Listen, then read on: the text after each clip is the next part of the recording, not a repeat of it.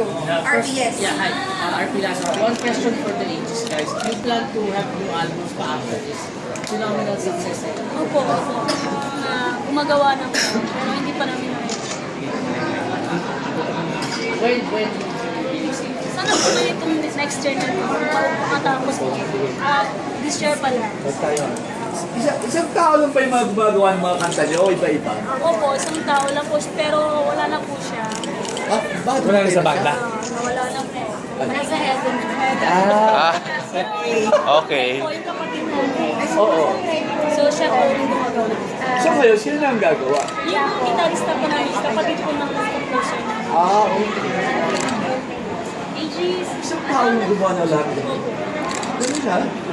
Popost ko ulit kay Maribel yung tanong. Willing daw silang gumawa ng musical.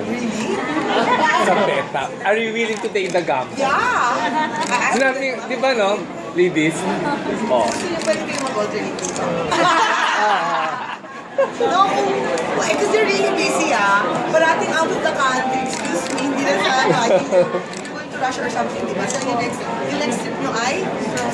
Australia. So, ako, Magpa-block ng 4 months. 2020. hindi na pumita sa teatro for the love of it. But they're more than welcome. We love it. Kung papayagan kayo and you have time from your busy schedule, we'd love for them to work. AGs, ano ang pakiramdam na binigyan kayo ng karangalan na binigyan kayo ng isang buong production? Sobrang saya po. Hindi ko na nakalain na mapili ko yung kanta na sobrang puntual. Napaiyak na siya. Kasi dati talagang isa kami, normal lang naman yun. Talagang pero hindi naman yun ang importante. Kayanan namin. Talaga kung wala ko pang masabi. Punta kami.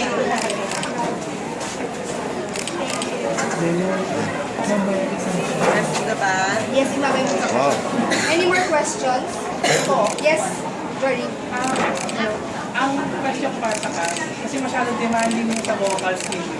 So, paano kayo na yung remedy niyo para, kasi baka maubos kayo na. Naubusan na nga po. Ganun din yung ang ginagawa.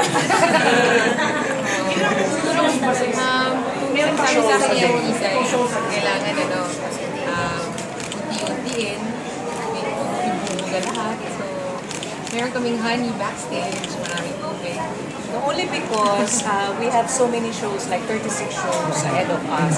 So we cannot afford to lose our voices. So we really have to, yeah, medyo challenging. Ako, 2 araw ko nang nil-nurse yung aking sipon, kaya I'm praying na huwag ka talagang ganun lang. Ako, hindi. Well, most of the songs naman nasa range ko. Ang mahirap ng arrange. Hindi naman halata masyado, di ba? Hindi, yung arrangement ni Mike kasi very, talino kasi ng aming Miss Conductor. Yes! Medyo complicated yung mga minsan nagpa-falsetto, minsan naglo-low note. Kaya very challenging sa vocal. So, I think very important yung mag-warm up. I mean, that's what we know. Maribel, may adjustments pa. A bit too long para lang ma-preserve yung voice. Meron kang balak. Walang adjust. Right now, kasi this is really our opening week, so I'm really making it run because we really just got together this last week since it's very difficult to write an original play, much more musical, no? So, pinaparan muna, I just want to see first, maybe it's really just because this is our first week. So, and then later we'll see what we can snip and make time. Pero, pinaparan ko muna just to see. Okay. Any more questions?